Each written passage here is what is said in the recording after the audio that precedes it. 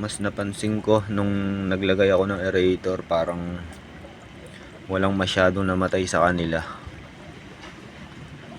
Kaya lagi na tayong gagamit ng aerator sa mga fry natin.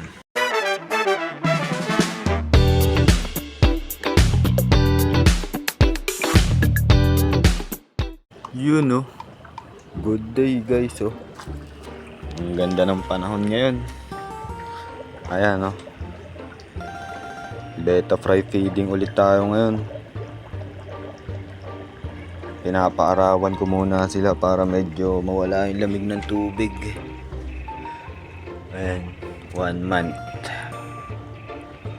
1 month and 4 days. 1 month and 2 days. Ang dami nila oh. Tignan nyo ah. Ayan, tignan nyo. Ang dami niyan. Papalapitin natin para makita natin bago ako magpakain. Papalapitin natin dito. Tignan natin kung gaano sila kadami pag nagkumpulan. Estimated ko mga nasa 300 to 400 pa to eh. Kasi ilan-ilan lang yung namamatay sa kanila ng mga nakaraan nakita ko. May isa lang ako nakita namatay. Ang dami niya no. Crown tail. Ayun no, mga nasa sulok yung iba. Ayaw mga magpuntahan dito eh. Ayun sa ilalim.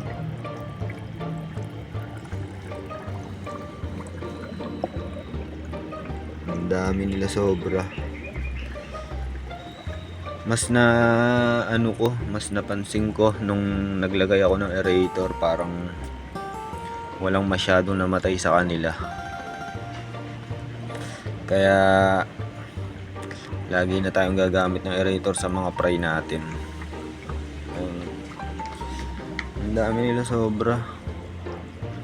2 months siguro ililipat ko na sila sa ano nila ay no, sa ganito 160 liters na tub. Hindi ko na sila ililipat ng 2 months, pero 1 month pa lang sila, so 1 month pa sila dito.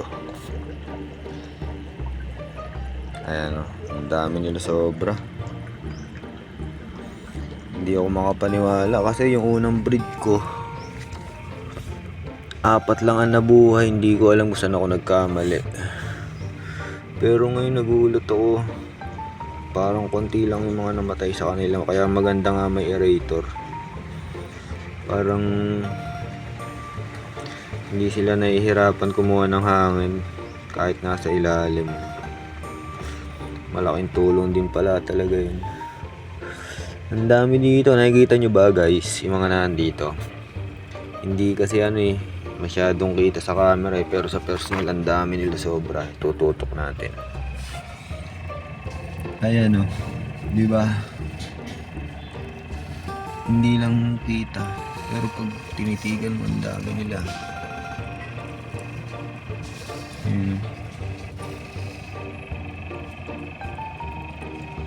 Ang dami nila sobra talaga.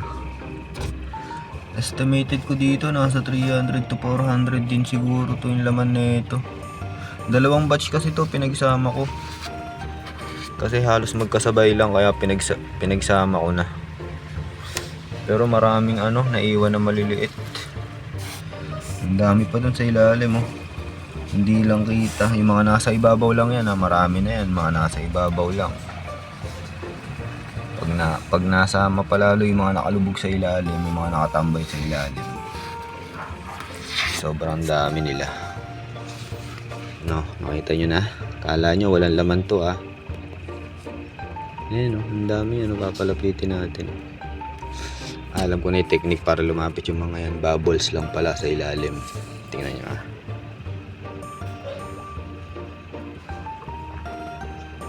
Ayan, naglalapitan no, ang dami nyan.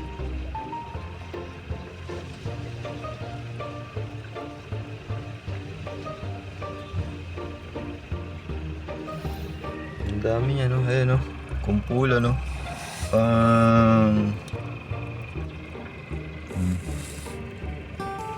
Ayan pa oh.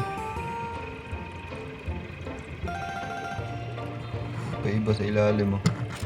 Hindi pa umaangat yung mga nasa ilalim dyan ah. Baka nga nasa 500 pa yung laman na ito eh.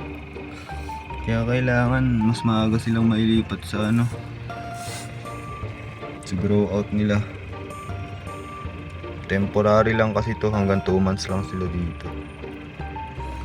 Ang dami. So yun, magpapakain muna tayo. Ayan o. At sila kanina pa gutom na gutom. Kukuha muna ako ng BBS. Naka-ready na to eh. Ayan o. Dinamihan ko na para once a day lang kasi ako magpakain. Kaya ibibigay na natin yung para sa kanila.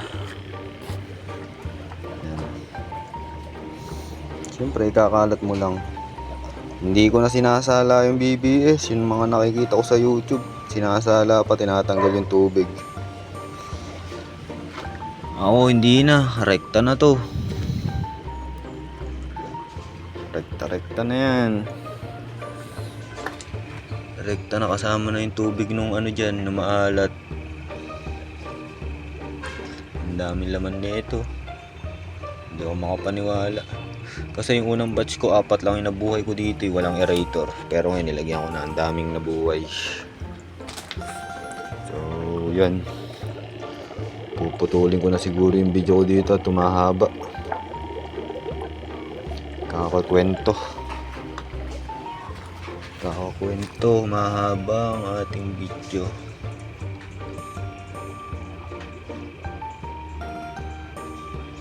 Follow nyo rin ako sa TikTok. Ako si Ja. Yan. Baka malay nyo paglaki na ito mabigyan ko kayo, di ba? Mamimili tayo sa mga masusugid nating tagasunod. So hanggang dito na lang muna. Itutuloy ko na lang to. Fish.